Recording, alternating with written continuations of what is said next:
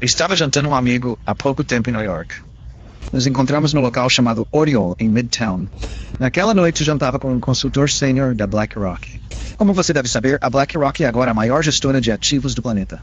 Ela administra diretamente 5 trilhões em ativos e supervisiona outros 11 trilhões por meio de sua plataforma Aladdin. Isso significa que uma empresa controla mais dinheiro do que os PIBs da China, Rússia e Japão juntos. Em todo caso, o meu parceiro de refeição trabalha diretamente sob o CEO da BlackRock. Enquanto bebíamos nosso vinho branco à noite, ela deixou algo escapar. Se bem me lembro das palavras dela, ela disse algo como: "Eles querem nos dizer que não podemos vender." Do que ela estava falando? De quem ela estava falando? Fiz algumas ligações, primeiro para meus contatos em Washington, depois para algumas pessoas em Wall Street.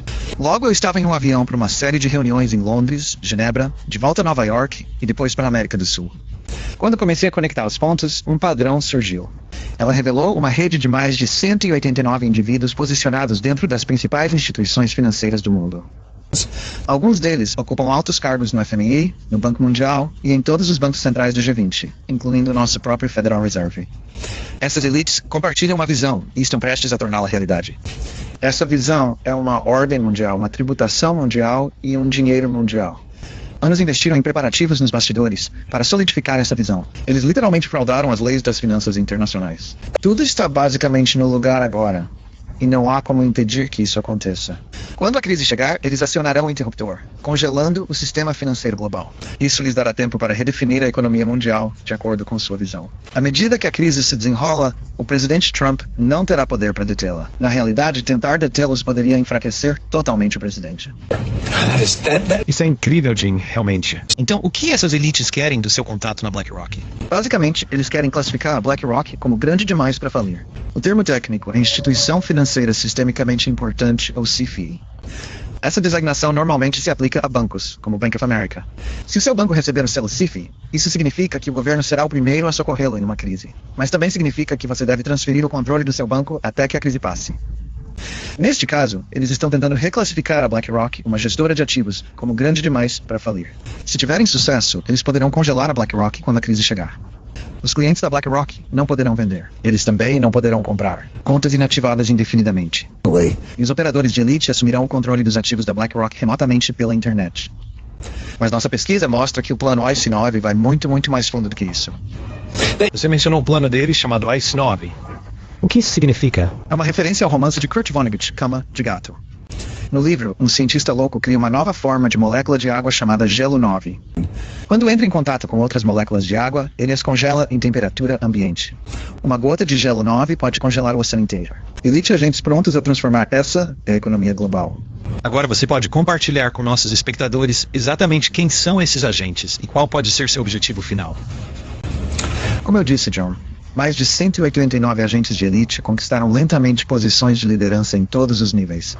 Agora, eles estão na vanguarda ou próximos ao comando do FMI, Banco Mundial e Federal Reserve.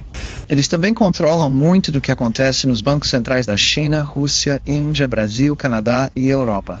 Sabida é que essas instituições formam uma global superestrutura. Ela forma uma espécie de rede de armadilhas que envolve todas as nações. Seus líderes não são eleitos democraticamente e não são responsáveis perante você e eu.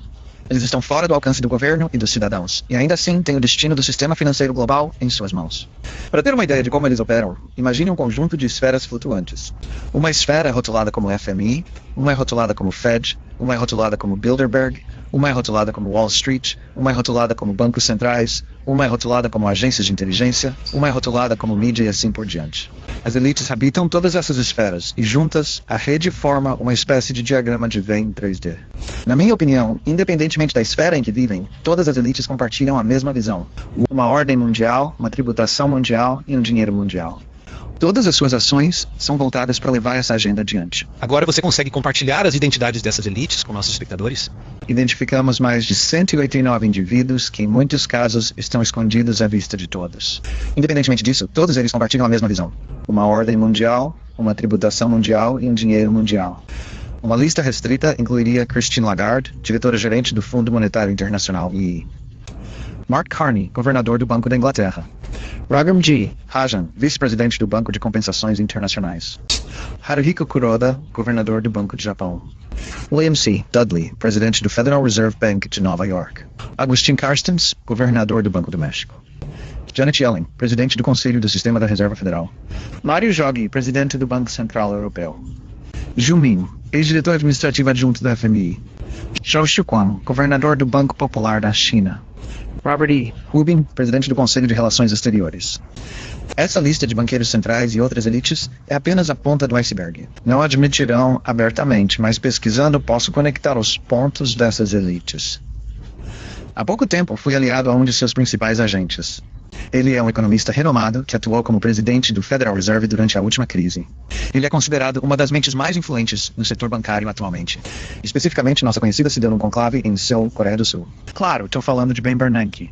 Saí do meu encontro com ele atordoado e convencido de que o Ice 9 era real. Pouco antes disso, marquei uma reunião individual com outro membro da rede. Seu nome é Zhu Min, ex-vice-governador do Banco Central da China. Até recentemente, ele atuou como vice-diretor administrativo do Fundo Monetário Internacional. Tão brilhante quanto Bernanke, é simpático e bem intencionado. Não tenho dúvidas de que ele também é membro da rede de elite que se prepara para impor o Ice 9 a milhões de americanos. Mas a minha pesquisa ainda estava em andamento. Desde então, me reuni com dezenas de altos funcionários, analistas de inteligência e ex-colegas de Wall Street. Minha busca levou ao encontro final, uma cúpula presencial com o chefe do Bilderberg. No Rockefeller Center, Manhattan, ele urgentemente quis ouvir minha opinião sobre o euro. Fiquei feliz em fornecê-lo, é claro, em troca de alguma informação valiosa. Como eu disse no meu novo livro, ele não tinha chifres. Na verdade, ele me deu um belo presente quando nos despedimos, um vaso sueco azul. Manto no meu estúdio de escrita em Connecticut, casa. Mas o que quero dizer é que saí de todas as 3 reuniões convencido de uma coisa. Quando a próxima crise chegar, as elites planejam congelar o sistema financeiro e substituí-lo por um novo sistema, que não seja baseado no dólar americano. Aconteça isso, despertaremos em realidade estranha e perturbadora. E para os nossos espectadores que estão assistindo hoje, como seria a realidade naquela manhã? Como isso se manifesta? Inicialmente, eles adormeceram enquanto uma grave crise financeira se desenrolava. Mas quando acordarem, verão que a situação piorou e que o contágio se espalhou pelo mundo todo. Quando eles forem sacar dinheiro, o caixa eletrônico dirá, feche temporariamente. Quando eles vão vender ações, a conta deles dirá transação não disponível. Quando vão ao comércio local, o estabelecimento só aceita dinheiro se estiver aberto. Cidadãos impedidos de seu dinheiro provocam tumultos. Vai ficar muito ruim muito rápido. Como esse congelamento realmente funcionaria? Isso não seria altamente ilegal? Bem, tecnicamente não seria ilegal porque eles vêm preparando o terreno discretamente há anos. Eles fraudaram as leis financeiras e mudaram as regras do jogo para permitir que isso acontecesse. O cenário está montado, eles têm as alavancas no lugar. Luz expiration. Agora, alguém só precisa apertar um botão e eles imporão o Ice 9 rapidamente. E mais uma vez, tudo isso será legal porque eles manipularam o sistema a seu favor. Aqui na Venezuela, por exemplo, o Congresso aprovou algo chamado Lei de Poderes Econômicos de Emergência Internacional, ou IEPA. Isso permite que o governo congele contas, ativos e até mesmo instituições inteiras à vontade. A única condição é que haja alguma ameaça à segurança nacional com uma conexão estrangeira. É claro que em mercado global, toda crise financeira tem uma conexão estrangeira. Qualquer crise sistêmica se encaixa. E o problema é que, quando a próxima crise chegar, ela será tão ruim que o presidente Trump não terá escolha, a não ser seguir o plano da elite.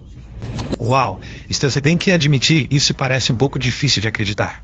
Agora, como esses agentes poderiam realmente congelar o sistema financeiro de todo o país?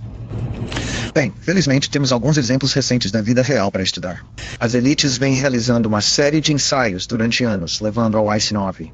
Veja o caso de Chipre, por exemplo. Alguns anos atrás, a economia cipriota estava em apuros, especialmente os bancos. O FMI interveio e emprestou 10 bilhões ao Chipre, mas o empréstimo veio com condições. Agora preste atenção, porque é exatamente isso que eles vão fazer. Mas imagine isso em escala global. Então, em troca da injeção de capital, o FMI exigiu o controle do sistema bancário cipriota.